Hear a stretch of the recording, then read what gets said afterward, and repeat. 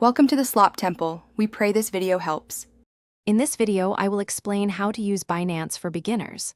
First, you'll need to set up your account.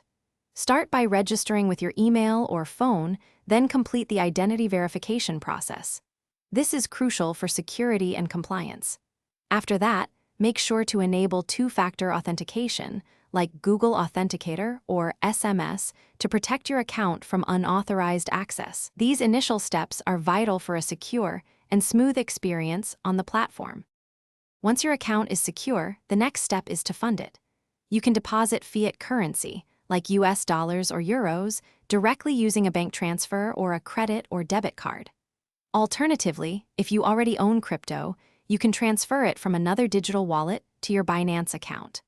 Always double-check the correct network and address for crypto transfers to avoid any loss of funds. Remember to review any deposit limits or fees. Now that your account is funded, you're ready to trade.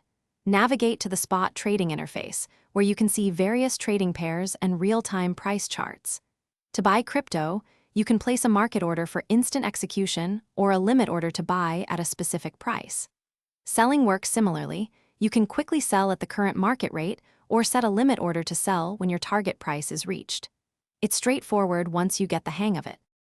Finally, let's talk about managing your assets and keeping them secure.